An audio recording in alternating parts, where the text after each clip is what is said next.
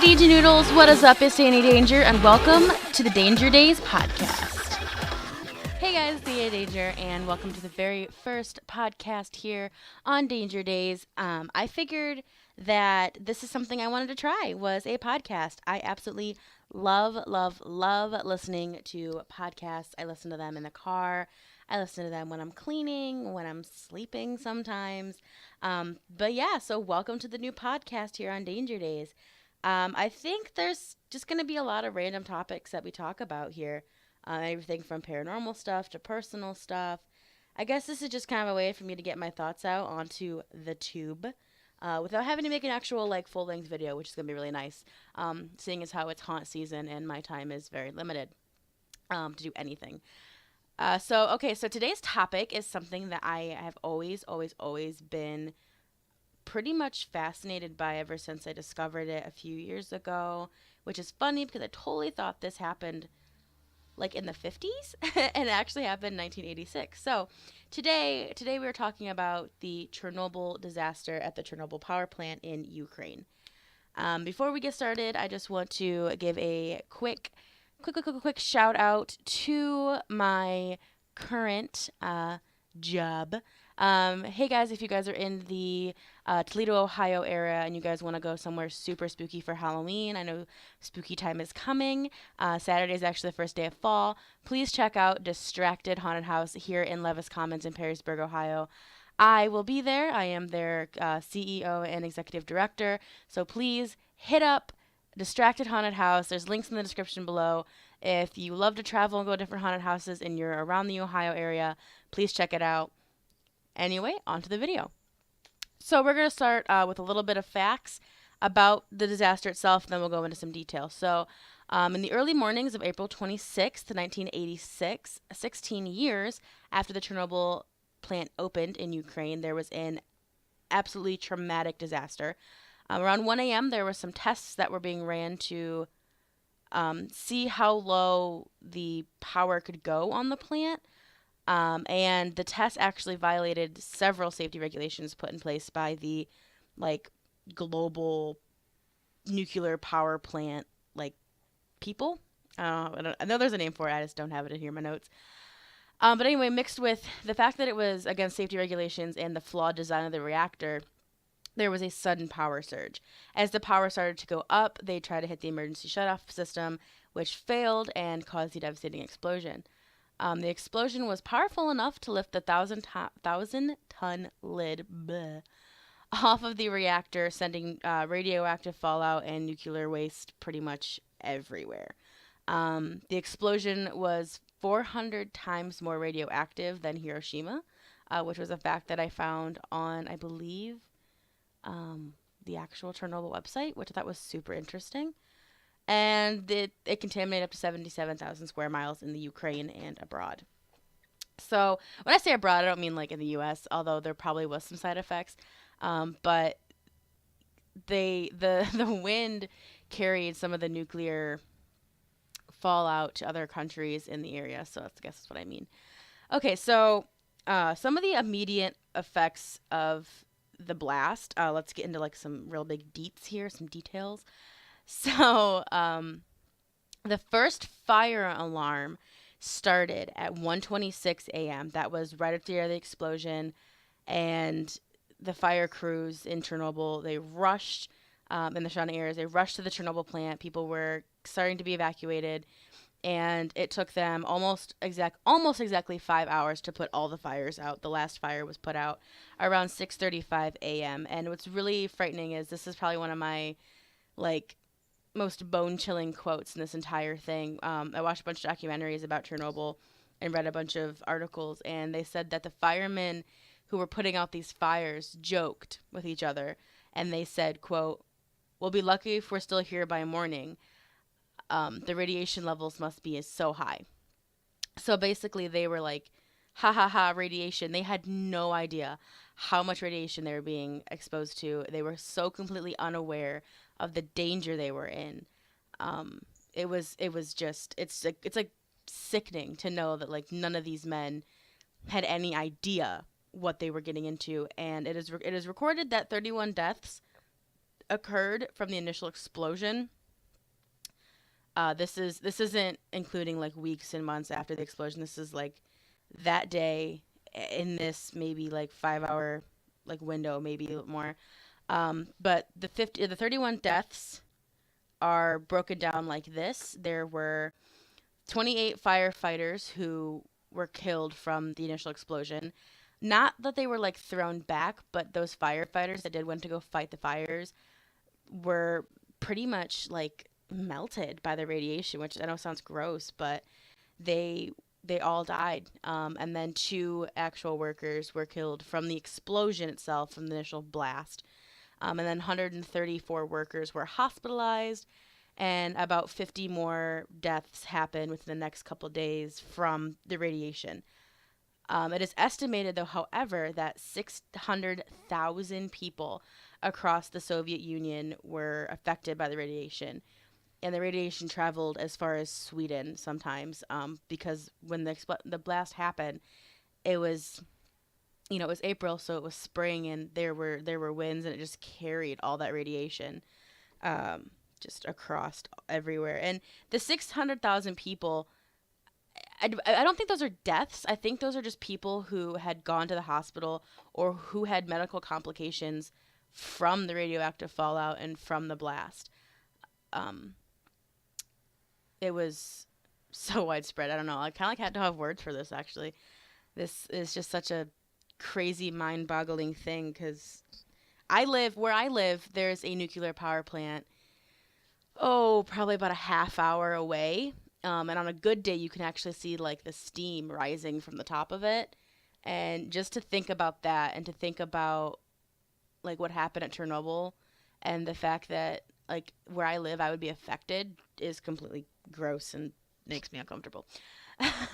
So one of the cities that was highly, highly, highly affected by the Chernobyl disaster was a Ukrainian town called Pripyat. Pripyat sits just outside of Chernobyl. Actually, okay, people don't know this. Chernobyl was also a city. There was like a small city of Chernobyl, and then the Chernobyl plant, and then right outside of there, it was Pripyat.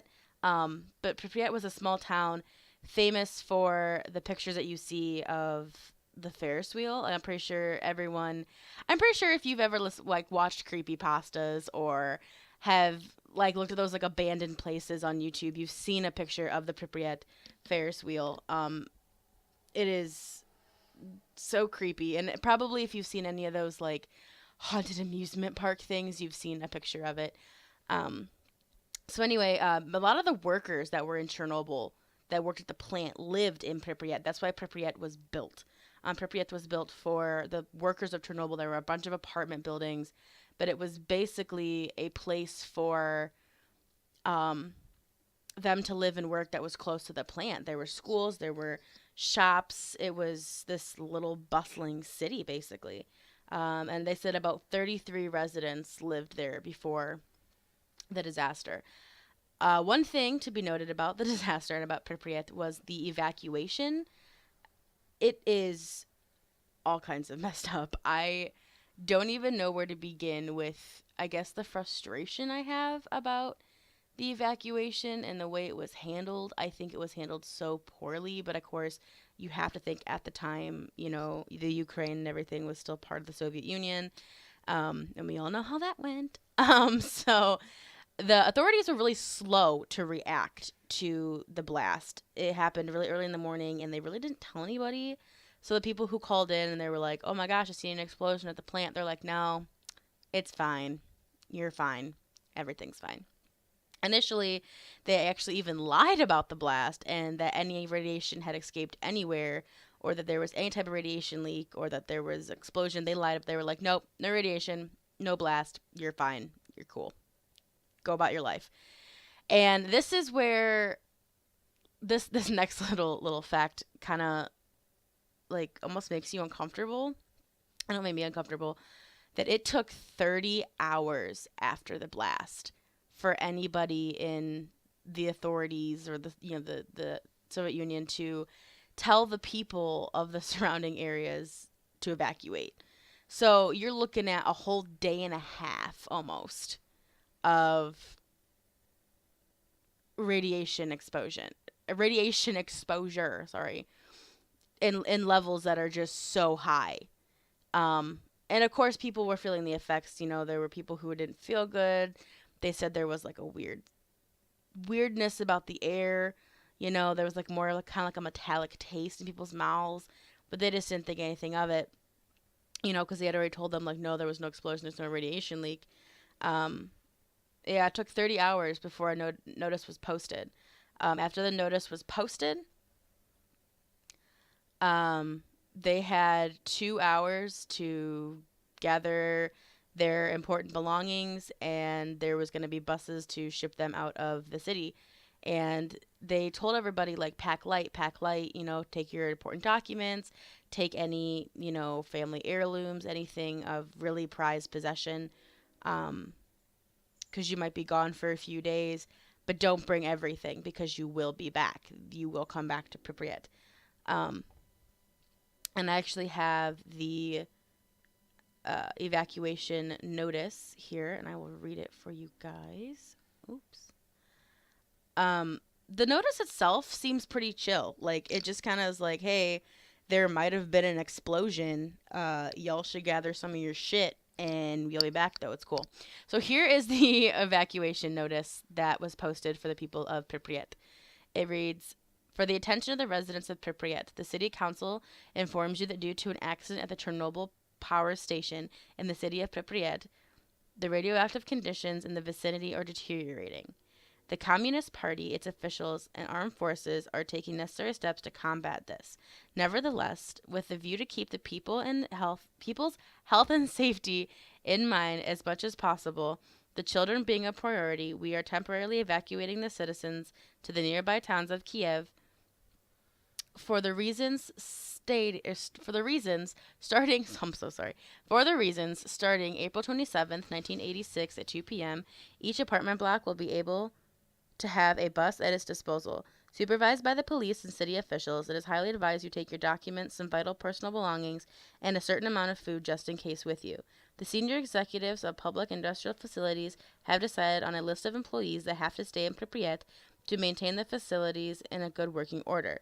All the houses will be guarded by the police during the evacuation period. Comrades leaving your residence temporarily, please make sure you've turned off the lights, electrical equipment, water, and shut the windows. Please keep calm and in order in the process for this short-term evacuation. Okay, so let's go back through that and pick out some things that I think are just insane. Okay, so they're evacuating everybody to Kiev. That's cool. They have 2 hours to do this. Okay, so I tell them to bring food. Okay, so this is something that this is the part that kind of like, I don't know. So if you know that there's radiation and you know that they've been exposed for 30 hours to this radioactive stuff, there's these radioactive particles in the air, and you're telling them to take food with them, like, they're going to eat that, and they're going to ingest all that radiation. Like, that blows my mind. And then this is the line that always kind of, like, makes me sad. Like, when you think about disasters like the Titanic, and you know how, like, pretty much none of the operating staff on the Titanic survived. They all perished in the disaster. But it says that senior executives of public and industrial facilities of the city have decided on a list of employees that need to stay in Pripyat. So even though there is radiation leaking everywhere and people are like melting in their own fucking skin, they're like, hey, yeah, so if you're on this list, regardless if you have a family or not, you have to stay here in Pripyat and endure this so that we can keep the facilities in good working order. What? Like, why not evacuate everybody? Like, I understand. I guess they didn't think it was that serious at the time, but oh my gosh, like, you're making people stay? Like, that's crazy to me. And then down toward the bottom, it says, if you're leaving your residence temporarily, please make sure you turn off your lights, electrical equipment, and your water and shut the windows. Like, there is radiation leaking everywhere, and you're like, make sure you turn off those lights, Carol. Anyway, I think that the evacuation notice and the time it took for them to even post the evacuation notice is ridiculous. I think it is absolutely way too freaking long. So, following the evacuation, everybody gets kicked out of Pripyat and sent to Kiev. Radioactive dust fell around the city of Pripyat and the Chernobyl site, and then in like surrounding regions for approximately 10 days after the initial explosions. And then officials were forced to create an exclusion zone around the disaster site of 19 miles. So 19 miles in a circular motion around the site, making the site the middle of the circle, was completely shut off to anybody that wasn't government officials or cleanup crew. It took them about 3 months for them to enclose the remains of Reactor 4 that exploded. And the reason it took so long was they could only be there for like 10, 15 minutes. I remember reading and seeing video of these people called the liquidation men. And they were men who were on top of buildings trying to scrape off the radioactive, like, scraps. I don't know what they were. They were like debris, like radioactive debris, basically from the explosion, that were in these full body hazard suits, but they were only allowed to be out there doing that for like 15 minutes or 15 seconds or 30 seconds at a time. So it was like go out, scoop two things off the building and then run back into your like safety tent basically. It was crazy. And then the residents of Pripyat, as you will know, never returned. They were never allowed back, not even to get their belongings. Many homes, schools, stores were left fully intact and left to rot away and be taken over by the earth again because the radiation level was so crazy high and they couldn't risk anybody taking any more stuff out of Chernobyl and spreading that radiation in areas they had deemed safe. It's really sad. It's sad and it's scary and it's almost like an end of the world kind of situation, you know, like you're just chilling at home doing nothing and then all of a sudden, you know, you're being kicked out of your house, you're told you're going to come back. I mean, I'm sure pets and all kinds of stuff were left, which is just heartbreaking. But it's been about 30 years since the Chernobyl disaster, and today it has taken the Ukrainian government, with the help of other surrounding countries, including the U.S., about 20 years to build the now standing metal dome over Reactor 4, which you can Google. It is so weird to look at. It looks like a giant, like, it's a giant dome, which is just a giant half moon shaped building over Reactor 4. And the dome has actually really helped lower the radiation still leaking off the reactor by at least 90%, but nothing they will ever do and can ever do to stop the radiation from contaminating things 100%. That's just not something that science nor technology or anything has gotten to yet. So it'll still be leaking radiation, but just at a little bit of a lower level than it has before. This is another, like, so that's all cool, you know, like, oh yeah, we're lowering the radiation, you know, all that stuff. But it says that scientists say that Chernobyl and the surrounding city of Pripyat will not be safely inhabitable by humans for another 20,000 years. That blows my mind. So because of this, honestly, these like tiny little flaws in the system back then, like you can't live in Pripyat for another 20,000 years. I can't even imagine something like that happening and then like not being able to come back to my hometown for 20,000 years. It's just, I don't know, man. It just kind of blows your mind that there's a spot on our earth, on our planet, that humans cannot go to and live safely for an amount of time that'll exceed you or I. It's mind blowing. Despite that, however, there are dangerous radiation levels still exist in Chernobyl and Pripyat, but there's about 690. Is it how many people? About 690 people still live just outside the exclusion zone. Many people live within like an eye's distance of the exclusion zone signs because they have nowhere else to go. And actually, there's a documentary called The Babushkas of Chernobyl, and it's all the old people who pretty much refused to leave Pripyat and lived right outside the exclusion zone. And it's a bunch of old ladies, and it's honestly kind of terrifying, but it's a really good documentary. You have to check it out sometime. So I know you're like, okay, well, you're saying there's radiation. They're saying it's inhabitable for 20,000 years. You're saying these people live outside the exclusion zone. But how do we have the pictures of the inside of Pripyat? And this is how. The Chernobyl site, as well as the city of Pripyat, have become major tourism attractions in recent years. Visitors are allowed to visit Pripyat for a short period of 2 hours or less and are highly monitored by a tour guide. They're not allowed to touch anything, eat, or drink while on the tours. The tour guides are constantly monitoring the radiation levels. It is like super crazy. I don't know. It's kind of like dangerous to go, but I'm sure they allow people to go, and you can go on YouTube and type in like, Pripyat, tour or something, whatever.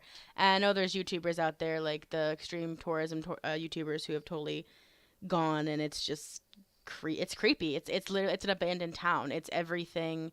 It's almost got that like Silent Hill kind of feel where everything's just abandoned and gone, and it's terrifying. Despite Chernobyl and Pripyat being unsafe for humans, however, the wildlife in the area has been flourishing for the past couple of years, and it's actually kind of blowing scientists' mind because they expected a lot of the plant life and a lot of the animal life to either mutate or die off, and they're actually booming.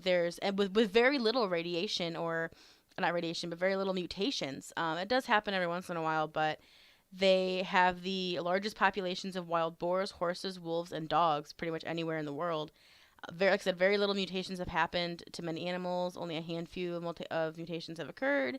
But scientists have been surveying the area, and places where they never thought that trees or plant life would exist, things are regrowing, which is kind of weird to think about, that humans can't live there for another 20,000 years, but all this plant life and all these animals are adapting to the radiation and moving on with their lives. It just really speaks volumes for the power of, the earth and Mother Nature to, continue pushing on, even though this leak has happened. It's crazy. But yeah, Chernobyl and the Chernobyl disaster is something that is super cool. It's not cool. I mean, it's a disaster. It's not like, oh, cool, man, explosions. But it's very interesting. It's very interesting. It is probably one of the most interesting things I've ever read about, just because it literally happened out of nowhere with no warning or anything. But it's very cool. There's actually a movie. It's a horror movie, and it's kind of cheesy, but it's called The Chernobyl Diaries. I think it's on Netflix right now, maybe, but it's super cool. It kind of gives, I think they actually filmed it in Pripyat. I don't think they filmed it, I don't think they went to the actual reactor, but I do think they did film it in Pripyat. But it's a very interesting movie. It kind of gives you a first-hand look at the city. But you can go on Google and type in, Chernobyl disaster or Pripyat, Ukraine, and you can see all the pictures of the city and everything that was left, and you can watch documentaries. It is such a cool thing that we have documented. I know this is gonna sound kind of weird, but the thing about certain disasters is how much you document them, and I really think that the Chernobyl disaster is one that I think was documented pretty well. As far as pictures and stuff, I don't really recall ever seeing a lot of video, even though it was in the 80s. I don't really remember seeing a lot of video come out of the actual disaster or of anything like that. There's been documentaries where they've done dramatizations, but I don't remember seeing any actual like footage other than the liquidation men. But yeah, I mean it's crazy. I mean, we're a society that has so much technology now, and everything is documented. Every natural disaster, like the hurricanes that are happening right now in South Carolina, and North Carolina, like, all that is documented all over Facebook, and, all the disasters, caused by man. And I mean, even 9/11 was documented heavily, in an age where cell phones didn't have cameras yet, so that was, it's interesting that we can go back and look at these things. The only disaster that I've researched that I haven't found anything yet, more than what has already been released in videos and stuff is and I know it's the time. I know it was definitely the time, and there wasn't cell phones, there wasn't social media, there wasn't really a whole lot of, technology, but Titanic is one that I wish we had more documentation on, because I am so fascinated by that. And so we might do a podcast on that and some of the theories, this conspiracy theories surrounding Titanic. But yeah, so that's it for me today, guys. Thank you for listening to me ramble. I really hope to do more of these podcasts. If you guys like them, make sure you subscribe and give this video a big thumbs up. If you have any topics, paranormal, disastery, or even just life topics that you want me to talk about, leave them in the comment section below. Thank you guys so much for listening, and I will see you guys in the next one.